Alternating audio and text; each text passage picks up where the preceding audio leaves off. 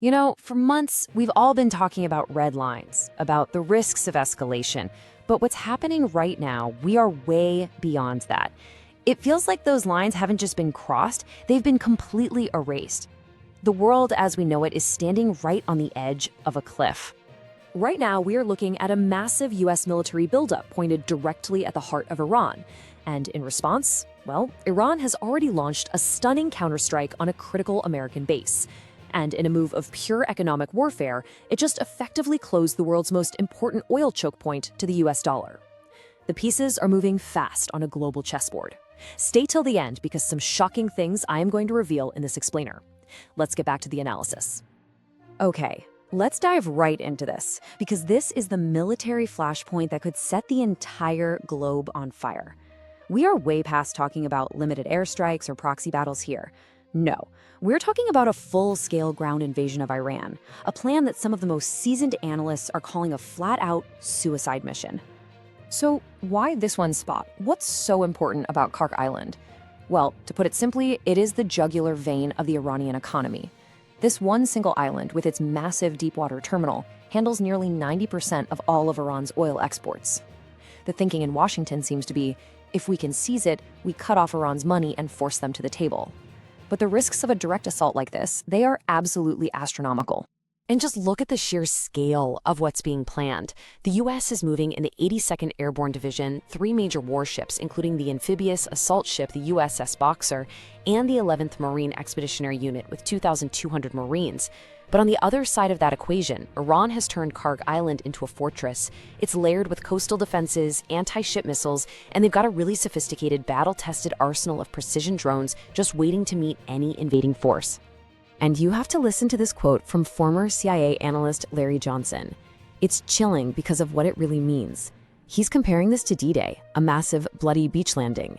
But now, just imagine the beaches of Normandy, but defended not just by machine guns, but by swarms of highly accurate explosive drones that can pick off targets with near-perfect precision. The tactical risks for US forces are, well, they're almost unimaginable. But wait, it gets even more terrifying. There's a second objective to this mission.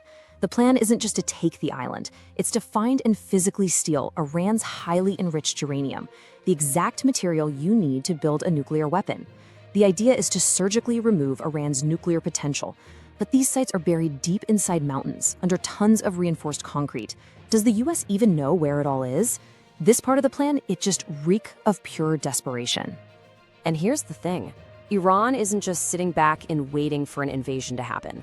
Oh no, the conflict is already going global. The counterpunches are already landing thousands of miles away from the Persian Gulf. And get this. In a move that has absolutely stunned the Pentagon, Iran has reportedly fired 2 ballistic missiles at Diego Garcia. This is a massive, massive escalation. We're talking about a direct attack on a critical joint US-UK military base that's way outside the immediate conflict zone.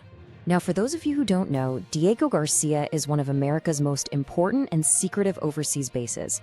It's a key refueling hub for B-52 bombers, a reloading station for Tomahawk missiles. By hitting this base, Iran is sending a chilling message: nowhere is safe. This one act expands the war into the Indian Ocean, and it directly threatens the maritime security of nations like India, Australia, and all of Southeast Asia. And while America's attention is getting pulled toward the Indian Ocean, Iran's allies are opening up a devastating second front. Israel is now facing what some are calling an existential crisis. The attacks from Hezbollah in the north have gotten so intense that Ben Gurion, the country's main international airport, has reportedly been shut down completely.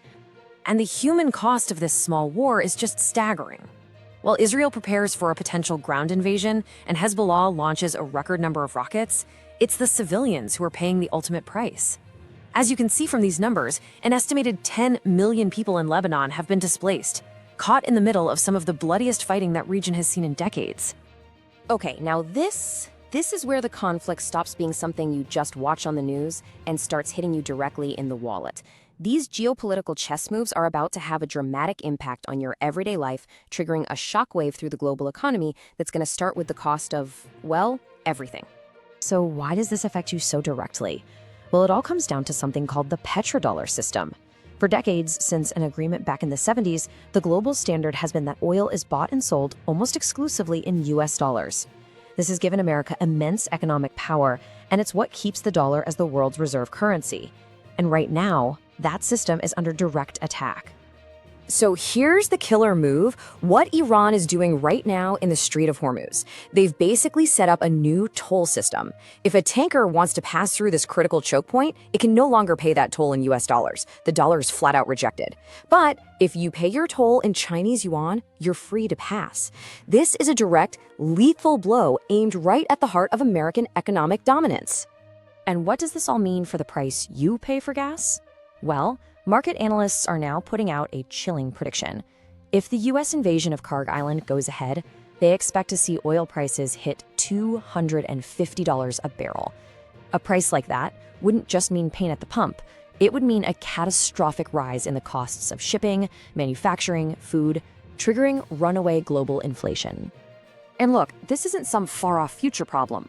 The consequences are already being felt today. In Thailand and Vietnam, fuel rationing has reportedly already begun. Citizens are being told to work from home because there just isn't enough gas for daily commutes, as these nations start to hoard what they have left. And in Suda, India, the situation is even more dire. Textile workers are being forced to leave the city and go back to their villages. Why? Because the supply chain for cooking gas has been completely disrupted, and they can no longer afford or even find the fuel they need to cook their food.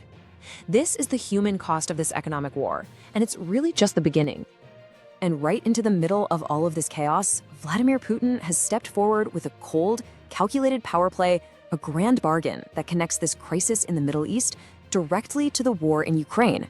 So first you have to understand the current state of play. The US is providing critical satellite intelligence to Ukraine, which allows them to target Russian forces with incredible precision. At the exact same time, sources claim Iran is getting intelligence that helps its proxies target US assets in the Middle East. And this is Putin's masterstroke. He has reportedly made a direct offer to Washington.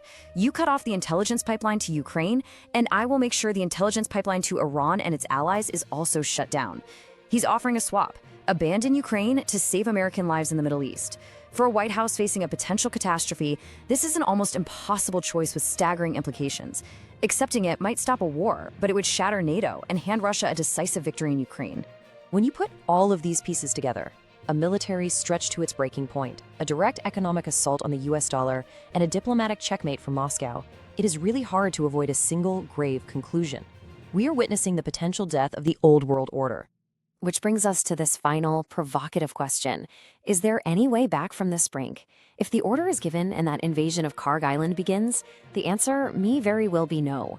We could be looking at the start of a multi-year global depression and a complete reshuffling of who holds power on this planet. Look, the events of the next 72 hours could literally define the next 72 years. We are tracking every single development, from the military movements in the Persian Gulf to the back-channel diplomatic deals. To really understand what happens next, make sure you subscribe and turn on those notifications. The world is changing fast, and we'll be here to explain how. You know, sometimes a story breaks that feels like it's straight out of a spy thriller. And over the last 48 hours, that's exactly what's happened.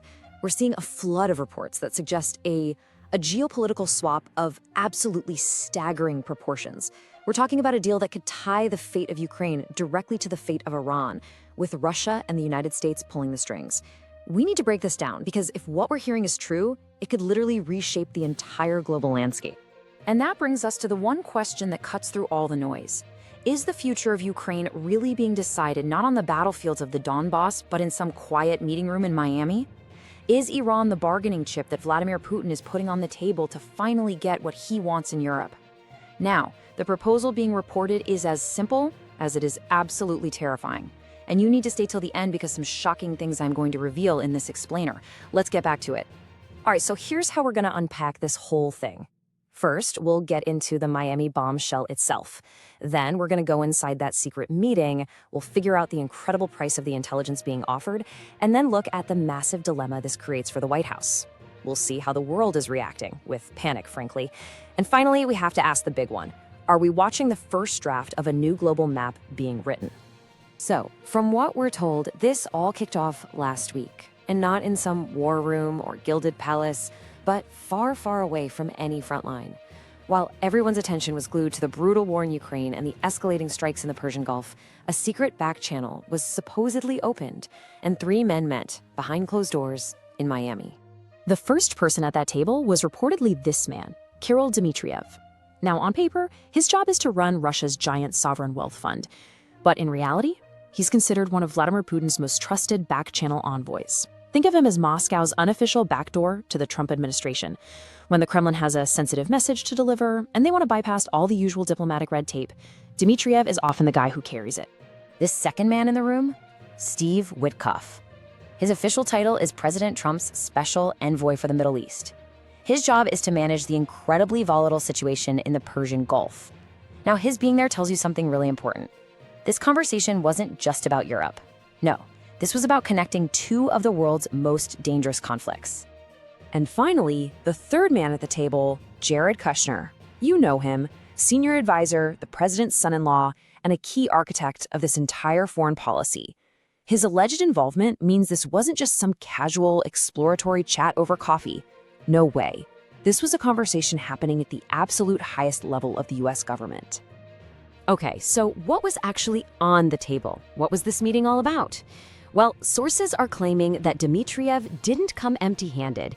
He came with a very, very specific proposal, a quid pro quo, a this for that would directly tie the fires in the Middle East to Russia's war aims in Ukraine. Now, to really get the deal, you first have to understand the leverage Russia has built. Analysts are calling it a war of signals. It's brilliant and terrifying. Look at this timeline. It reportedly starts when Russia launches the Qaem satellite for Iran, basically giving Tehran eyes in the sky.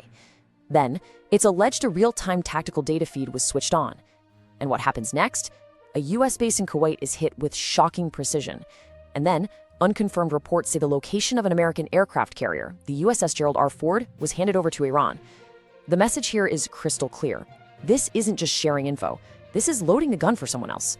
This is the weaponization of intelligence. And this so-called war of signals has had devastating real-world consequences.